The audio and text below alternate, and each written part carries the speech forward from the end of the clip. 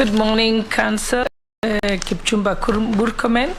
And before I even start, I would like to, under Standing Order number 90, to declare what they call declaration of interest, except that he will have to fight for himself. I have no bias towards him. I would like, Honorable Speaker, to let this meeting know that Kipchumba Murkomen is known to me. He was my student at the University of Nairobi. He was actually my top student at the University of Nairobi and represented Kenya in the international moot court competition in Washington, D.C., and came out as the top 100 lawyers in Kenya. And but even that said and done, I will not be biased. Honorable Chairman, if you allow me, and I will be completely without bias. And can I ask him some questions based on that? Thank you. Honorable Kipchumba Murkomen, as you know, Kenyans have very high standards for this new government. I would like to ask you what Kenyans have asked me to ask you. They're not my questions. If they were my questions, I would have asked you legal questions as your teacher. But I'm going to ask you ordinary questions. Kenyans are saying that the highway from Malaba to Mombasa, which is the most important channel for transporting cargo from Mombasa to Uganda, has very serious challenges. And if you want to improve it, how are you going to do it? The second one they're asking is the long queues sometimes extend up to 60 kilometers. The other thing Kenyans are asking is, yes, you built a beautiful expressway, but it's beyond the reach of ordinary Kenyans. If you have to do a one-way road trip, it's 600 shillings, which many Kenyans cannot afford. And lastly, the LAPSET project. They want to know, if we do confirm you as the minister or cabinet secretary for this position, what are you going to do for these things? Kenyans are concerned about that. Thank you. You will record those questions. We'll be doing them in batches of 4-4. Kimani Ichung'wah, Majority Leader. Thank you, Chair. Senator Murkomen, you've indicated that you work for SMS advocates. That's Sigai Murkomen and someone advocates. Singoi, Murkomen and Sigai advocates. And I'm certain, Senator, you are watching yesterday's deliberations before this committee. And at one instance, when the Honorable Senator Kithure Kindiki was here, a question was put to him by the leader of minority on a payment that came from a company that was called Out of the Box, that was said to be proceeds of the NYS scandal, I think sometime back in 2015 or 2016. And Professor Kindiki contended that that payment was actually not to his law firm, but to your law firm. And you thereafter owed him some 500,000 shillings that you paid him by check. And he indeed indicated that it was not his business to know where the money came from. Now that you're here, Senator Murkomen, get out of the box and tell us whether that money were proceeds of crime, whether that money came from NYS, and what you are being paid for. Two, Senator Murkomen, you've been nominated into a very important docket, and I'm certain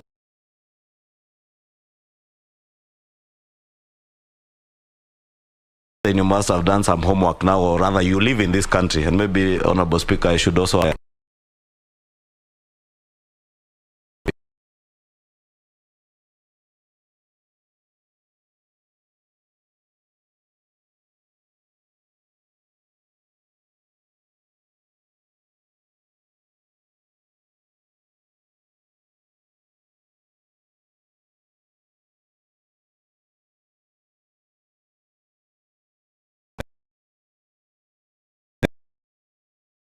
country have stalled, including very critical highways like the ABC to Rironi Highway.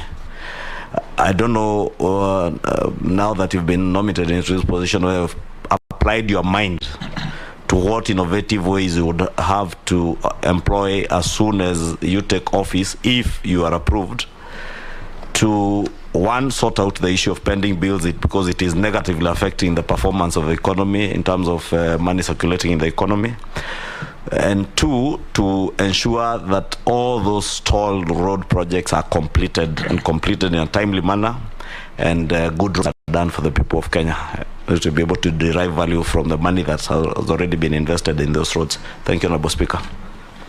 One day. Yeah, thank you, Mr. Chairman.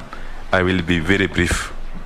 Senator Murkomen, as an officer of the court, and a distinguished one for that matter, your faith, your trust and faith in the justice system is very important. You will recall, in the wake of the controversy around Aror and Kimware dams, you were quoted just before the DPP undertook some prosecutions. You were quoted as having described the whole issue as a charade. Okay? I just want to find out from you if you still hold the same view, in view of the fact that, thereafter a task force was formed to undertake some inquiry into this matter. A task force headed by PS Professor Maringa. And if at all you came to, if at all you read the report of that task force, because personally I tried looking for it, I couldn't lay my hands on it here as chair of PAC. Yeah, that is one. Two is on the LAPSET issue. The LAPSET Corridor Development Authority was supposed to serve as a special purpose vehicle for the implementation of the LAPSET Corridor project. So how will you ensure that LAPSET Development Authority gets all the necessary powers and capacity to accomplish the assignment as per the law establishing it? That is very important. But secondly, why can there be a specific budget channeled directly to, domiciled at LAPSET Authority for implementing these program components? Thank you. Thank you. Owen. Thank you, Chair and Speaker. Senator Murkomen, I have nothing actually to declare interest on. I want to you to address yourself to the question of open sky policy, and looking at Mombasa, which is actually an international airport by its name, but in operations it has become more of a domestic airport. We used to have 67 charter flights that promoted tourism in the area, but now we only have 2 remaining. We also used to have Qatar Airways fly to Mombasa, Ethiopian Airways, and many other international flights would land in Mombasa, and it promoted the tourism in that area. But there has been a deliberate policy called the protectionist policy on Kenya Airways, protecting Kenya Airways, and therefore it has shut down, it has shut off all these other airlines, and it has closed the airspace only for Kenya Airways, turning into more of a domestic airport, same as Malindi. This has hurt tourism, and those people that come from the tourism areas, especially at the coast, are suffering, not because of the Minister of Tourism, but because of the Minister of Transport, because they have done an injustice in terms of the airspace. What will be your policy towards opening up the airspace to ensure that we have direct flights from London, from Frankfurt, from Milan, so that we can promote tourism? Because your ministry, the ministry you've been nominated to, cuts across other ministries as a supporter, as it supports in terms of infrastructure. That is one. Mr. Speaker, the people of Malindi have also asked me to ask this question. The airport in Malindi has always been said to be expanded, and actually Kenya Airports Authority is said to have taken over land from people and have promised to pay. Those people are living in squalor. They're living as very poor people because their land has been taken. They are not allowed to do any development on the land, and yet Kenya Airports Authority has not paid them up to this point. And it has taken many, many years. While the airport is lagging behind because nothing is happening and it is killing tourism, the people are living in poverty because they have not been paid their money. What would you do when you are approved as minister in that area? I thank you. You deal with those four? Thank you, Mr. Chair. Mr. Chair, let me first deal with the question of Senator Kimani Ichung'wah, so that I come back to my teacher, because I've never been a senator. No, sorry. Honorable Majority Leader Kimani Ichung'wah. There was a senator called Kimani Wamatagi. So that creates that confusion. So, Speaker, let me first deal with the question of the out-of-the-box, Mr. Speaker, and the question of mentioning of SMS advocates. It is true, Mr. Speaker, that sometime in 2016, the Committee on Public Accounts Committee investigating the NYS saga came to the conclusion that, Mr. Speaker, a client known as Out of the Box Company Limited was paid by was part of the companies that were suspected to have participated in the NYS scandal. Although, Mr. Speaker, the evidence that was before the committee indicated that that company was contracted by the planning ministry and not the NYS. But be that as it may, Mr. Speaker, the SMS advocates that were the lawyers for the Out of the Box handled a transaction that Out of the Box Limited purchased a property via SMS advocates. Mr. Speaker, the committee received a representation from both parties. And although, Mr. Speaker, as you know, you are a lawyer of a senior lawyer, actually, you and your deputy, Mr. Speaker, very senior, yeah, thank you, Mr. Speaker, of high repute. When we receive resources from clients to purchase a property, there is no legal requirement to go and ask them, how did you earn them? Some get them by, Mr. Speaker, collecting, Mr. Speaker, offering in charge. Others by selling whatever they sell, Mr. Speaker, others by employment they have.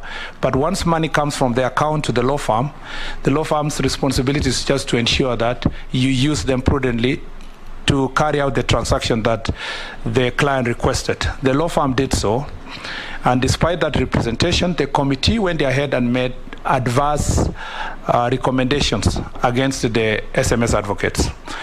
Aggrieved, the law firm went to court, Mr. Speaker, in 2017.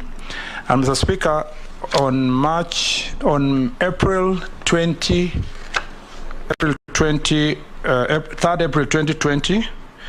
the court ordered as follows, Mr. Speaker, that an order of certiorari is issued to bring into this court and quash recommendations 12 and 13, which were adverse on the SMS advocates, of the report of Public Accounts Committee inquiring into the happening of NYS, violate petitioners' rights guaranteed by the Article 47 of the Constitution of Kenya.